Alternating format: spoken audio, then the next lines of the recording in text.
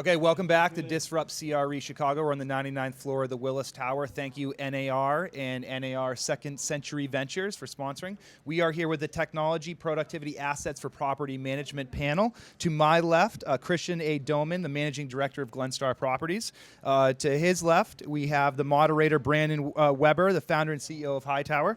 To his left, we have Melissa Rubenstein, from Senior Vice President of Leasing of JLL. And last but not least, Rachel Mitz, the Director of Corporate Finance for Equity Office Properties. So thank you all for being here. We're going to talk about a little bit about what happened on your panel. Let's talk about technology for asset managers. What is technology? How is it changing it for leasing brokers? How is it changing it for building owners? What are they looking at? Christian, let's start with you.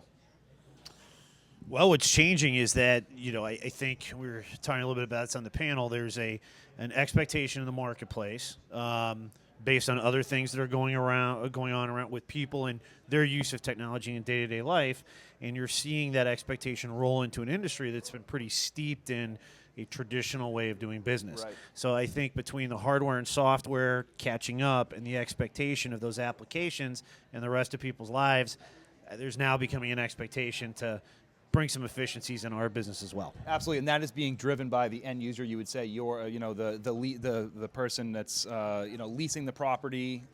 Everything's driven by the end user. Everything. Got it. Okay. I take the technology point of view, being the Yes. CRE Tech founder. The things that get us really excited about what we're doing and the opportunity is that every one of us at the panel sitting here right now, we've got the technology that Hightower needs to provide them the services they want in their pocket right now, in their smartphone. Right. And it's kind of a consumer-driven approach. I mean, it's the ability to deliver experiences that are of a kind of a design quality of our favorite apps, our favorite websites that we're used to going every day, and call it enterprise technology is really what is driving adoption, and kind of eliminating the barrier to entry for our end users, getting them into it. That's why it's changing quickly Right. for us. And then I think the demographic is helping a lot. Like having people generally now expect great experiences from their technology and then come to work every day as a broker or as an owner or as a director of corporate finance and walk into an office with no tools outside of Excel or the things that have been around for 20 years. That frustration is leading to, I think, driving change. Right. So, yeah. Absolutely. Yeah, I mean, I would agree with both Brandon and Christian and also say that the technology has been extremely helpful for us, on the leasing side, just to be able to measure what we have, what we are doing and also be accountable to our clients. So, we know where, money's being spent and what our conversion rate is and how long it's taking us to actually lease space. On the leasing side, are you seeing, not only yourself but your colleagues? Are they adopting the technology? And is this Absolutely. I mean, we have to be competitive. Listen, it is a highly competitive business that we're in, and there's so many space options, especially Right. in downtown Chicago, that, your marketing and the way that you are delivering the message about your building is absolutely critical, and you need to try to, have one leg up from the competition. Right. Rachel, your perspective on it? From the owner's perspective, the technology is allowing us to get the data more accurately, quicker, and it's allowing us to make decisions at rapid fire. We'll be able to pull the different data as soon as we need it and then roll it up, give it to our executives, and they'll have that real-time data to make decisions quicker, whether it's a transaction or to do a deal. And are you finding that, is that accelerating business? Do you get more business done? Or is it more of the quality? This is, again, going back to this is just the expectation. It's a little of both. Right now, the software is so new to us that we haven't really been able to measure exactly how quick we can transact because of it. However, all of our expectations are this is going to help. Right. From Christian, from your perspective, not only at your company, but kind of you've seen and working with other people, how fast is this being adopted, and what's the speed that we're watching this going? Well, and we talked a little bit about this on the panel. I personally think that what we're seeing is everything I've seen is incremental, right? These are new tools, and there's a tool for this, there's a tool for that. There's nothing been out there for us that's been a massive game changer to the process.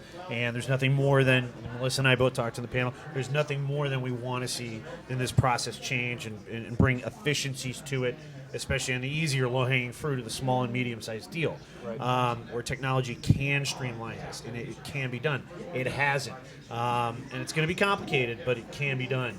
But the adoption on the tools, yeah, there's a lot of new tools coming out. People are trying them, things like that. But in terms of game-changing technology, not there yet. Got it. So as a guy who's building the platform to get adopted, 12 months ago, we were trying to convince institutional owners that Hightower was not some exotic piece of software that some kind of, like geeky owner might want to play with, right? Now, I would say 70% of the top 100 institutional owners of commercial real estate are either clients, they're piloting, or we're in an RFP proposal process and are trying to wrap our arms around it. So what we've seen in a year is just amazing, which is this shift from it's exotic to we really believe that we need real-time access to our leasing information. Did the people you were in contact, did they think they didn't need it? The way that they had been doing things was going to work, and that's fine. It was really kind of first driven by we don't think anyone's going to adopt new technology. There was just this inherent inertia and kind of fear / skepticism of change. Sure. And really the breakthrough is when you have a major owner, a major institutional like an Oak Tree or a Beacon Capital, use the platform and like truly become an evangelist for it. All of their peers, their eyebrows raise. They're like, okay, we need to figure this out. Let's understand it. And so the pace of adoption is accelerating. Every month that goes by, there are an increasing number of owners and brokerage teams they're doing this. The way that it's going to continue to increase is when brokerage teams come back with war stories like, this technology helped us win a listing. And then owners come back and say, I closed a deal that I wanted to close the right way because of this technology. And that's the ROI that we're still really grasping. I think Rachel pointed out, it's still early enough that I cannot tell you right now that Hightower will increase leasing velocity by 22.5%. What I can tell you right now is that Hightower will instrument and track your leasing velocity. It will measure it, right? And we believe deeply that by automating a lot of those decisions, speeding them up, that leasing velocity will increase. We just don't have the data yet. We haven't been out in it for long enough. But we believe that it will prove itself out. So, right. Yeah. JLL. And not only yourself, but your counterparts at JLL, other brokerage firms that you're working on, how fast is this being adopted from your perspective, and how important is it, do you think it is going to be adopting so, it might turn into that point where we're going to get a listing, because we've adopted this or we're using this technology? Yeah, I think that there's always going to be that institutional owner that likes it done their way, and you're not going to be able to change their mind no matter what. And they're not going to adopt the technology, and they're going to still have that mentality of, that this is a relationship-driven business, okay? Right. That's just the reality of it. But I would say that the majority are going to embrace the technology. Just to be able to have these tools is going to be instrumental. I don't know if it's necessarily going to win us a listing, but I think the data behind it could help us in the sense of saying, my average conversion rate is X. I've leased up a building this quickly because I have all that data of what I have actually achieved.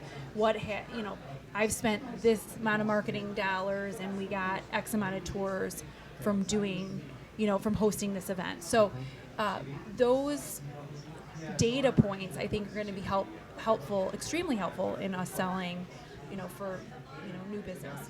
Is it also being used almost on a reverse side to track the agents and their productivity?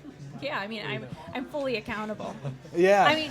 Listen, I love but it also helps instead of like with Beacon Capital. It's wonderful because I don't have to send an extra email out to say, the tour went well. I can just log it in to Hightower and immediately it goes to higher ups within the organization, so they get real-time feedback of what's happening on the ground at their buildings. Got it.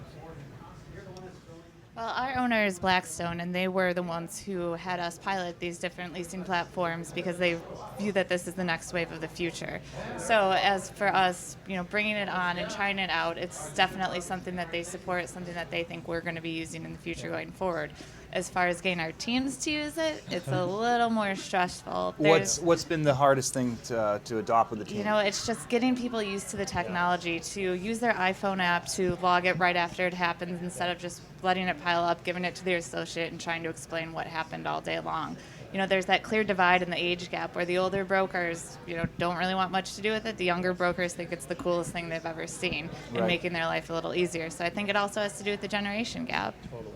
Yeah, I think it's going to be, like you said, a timing thing that's going to, do you think it's going to be more of a timing thing? We just have to have some time pass before it's more adopted. Definitely. I think it's going to make everybody's lives ultimately easier. I just think everyone needs to get used to it, gets used to seeing the data, having it there, and I don't think they'll go back to how they used to do it. Right. Christian, let's come back to, you brought up game-changing technology, or it's not here yet. In your mind, what service, it doesn't necessarily, what is that technology, but what is that service gonna help? That's one of them. So Right. they have two things, right? Sure. So the first one is a technology that's going to streamline the deal process, and where somebody can, I mean, they're obviously going to have to come and see the space, test drive the vehicle, per se. But besides that, it needs to become a very, very easy process, eliminating so much of the, value add people in all these deals. Right. That frankly, especially in the small and medium size, really aren't adding any value to anybody except themselves. And when you look at what's happening in the car industry and the direction that that's going, I think you eliminate some of these processes and some of these roles, it will actually make the experience better for everybody, owner, tenant, everybody involved. So we're looking for a technology to be out there, to be this window to deals where somebody can come in and execute a deal, basically cradle to grave, on a platform without no muss, no fuss. Interesting. So that would be number one, and then the other one is the holodeck. So my firm, we deal with a lot of redevelopment and development. It would be great to, and we do spend a lot of money on VR right now, and we spend a lot of money on these things. There would be nothing better than to place prospective tenant, prospective buyer, whoever, in the property, in the raw space, on the site, have them stand there, flick the switch. Again, I think Oculus is going to have to be used at first, but in some way flick the switch, and they can see it all. And they can see it all right there, and then off we go. Right. And the amount of money that will be saved versus having to build out spec and do all these things will be terrific.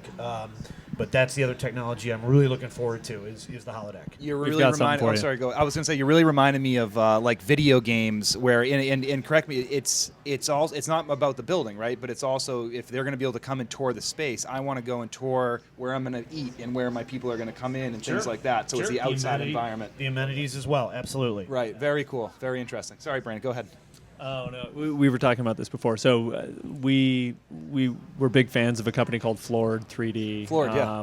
And what they're doing is exactly what you're talking about, and it's now integrated inside of Hightower. So pretty excited about it. I'm going to introduce you to those guys. And David Eisenberg? Yeah. From New York? Yeah. He'll be at our show in New York, by the way, so shameless plug, but that's the one I've done today on this panel. But sorry, go ahead. No, that's it. So game-changing technology, either expanding on what these gentlemen said. I fully agree. Christian, hit the nail on the head. It's just anything to make our lives easier, and the service providers, such as attorneys, and the tenant's life easier.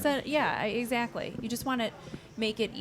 It's so interesting right now. There's so many tenants in the market that have basically waited till the last minute to make a decision. I think with the economy improving, that has significantly helped, where they weren't afraid to take down more space or open an ancillary office in downtown Chicago. Maybe their main office was in the suburbs. And so they're in a hurry. They just need to get up and operational. So as much as we can streamline it, get their phones up, get the furniture in, because sometimes there's a lag in furniture. All of these things just help make it easier to execute the lease. Okay. My view is a little different coming from the landlord side, and my inner finance nerd will come out, but the quicker you can get me the data, the better. So, with they're doing their inputs quicker, with the leases changing quicker, with me getting values updated quicker, that's just what will make my job easier. And ultimately change the game. Right. Now, I'm glad I have this panel here. I was talking to someone else about the Internet of Things, and we're talking about integrating, not technologies like, big data and keeping track of the lease deal, but also to your point, the end user's experience. Are you looking at using technology to integrate into buildings, so act like more like a residential with amenities, get dry cleaning and have kiosks and things like that? Is that stuff you're looking at? 100%. We Yes. want to try to make it, you want to make your building basically an inner city. Yes. So that your tenants have a nice work-life balance. It's all about work-life balance. Everybody's working harder, working longer hours.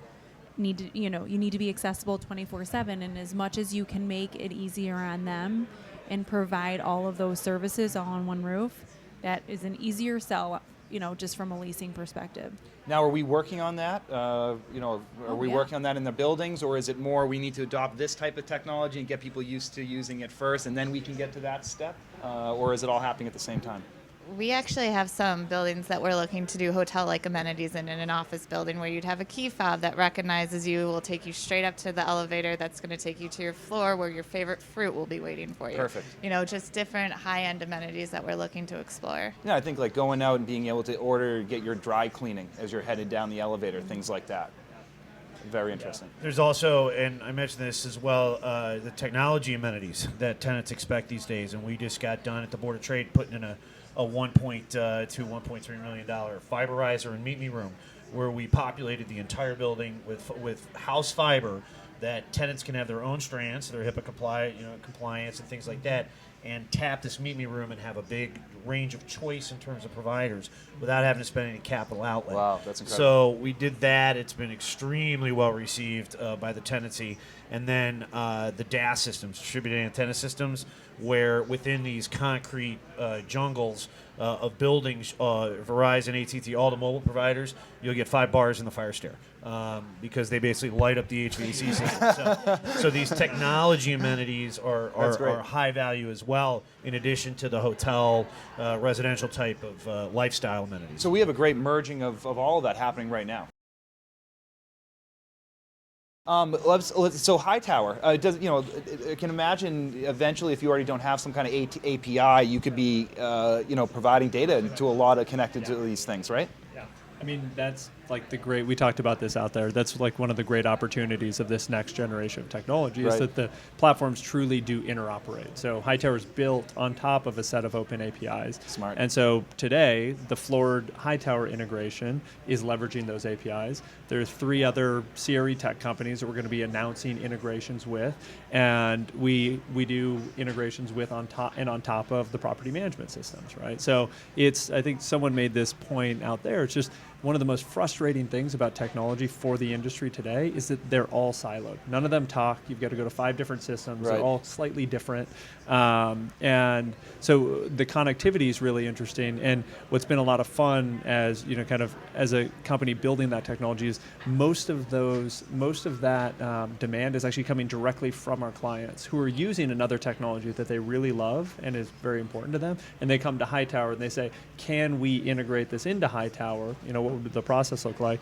And when we validate that with the rest of the market, and they say, yeah, that's actually something that's interesting, we can do that really quickly. Right. So I think that's we're super important. excited about that. that. And that's great. And I want to ask the 3 of you, how important is that that people like Brandon, his technology, if you're using it, are going to be able to let's integrate in with things you're already existing using. Well, it's huge.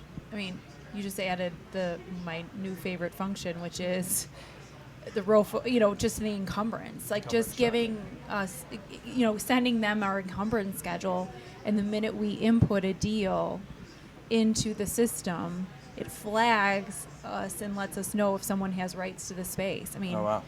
a lot of times that That gets costs- overlooked. We were with an owner this morning before, and he was just talking about a deal that cost him $250,000 because they'd missed a roofer and they had to buy their way out of it. Happens every single year. It doesn't matter That's a big mistake. what owner. Huge. So that's, using a technology or adopting that, it's gonna be critical that they're gonna have and be able to integrate in with everything that you're doing already. Absolutely. From my perspective, that would be my dream. We have so many different systems that require so many analysts to take so much time just to do input, like straight up input. These are kids who, have 2-3 years experience, have college degrees, and they're just doing data entry just because the systems won't talk. And Right. it's 2 to 3 weeks every quarter. So once you can get Argus talking to a Hightower, talking to an MRI, talking to a Real Logic, it's amazing because then they're all you make one change and you're done. I heard we have an Argus rep here, so we're going to have to physically get him and Brandon to Actually, I talk. should probably talk. We should have you guys talk You should come immediately. find me. Yeah, so let's a finishing question. In the next 10 years, when we're doing this show here and we're looking at this building, or we go over to the CBOT building, what are we going to see there? What's going to be the one thing that's going to go wow when we walk in there from a technology standpoint? And it doesn't. It could be a flying car. I wish Alex was here. We were talking about flying cars. So. Yeah, sure. Yeah. I mean, I think Christian's on point with the holodeck, with the notion of when you're talking about touring space. I'm going to just think about it that way. I think that the notion of virtual reality replacing any sort of pre-built white box like spec space, that is going to be a rally in the next 2 to 3 years. It will save billions and billions of dollars for the industry, Right. and the technology is there. I mean, I've seen it, so That's that incredible. one will exist, and that's Okay. maybe more 2 to 3 years. Now, when you say that, we're talking about like the Microsoft. They came out. The HoloLens. That's HoloLens. Is The that HoloLens. along the same lines? as Yeah, what I we're think the talking HoloLens is fascinating because that gets closer to Christian's true goal, which is I want to be able to actually walk through the space and go, that's where the granite-topped countertop looks really awesome.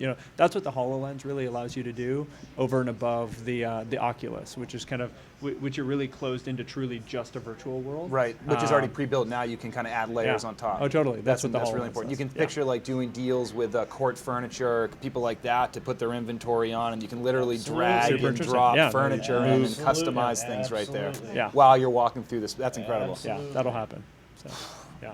Okay, I'm already thinking, wow, this is incredible. Okay, Melissa.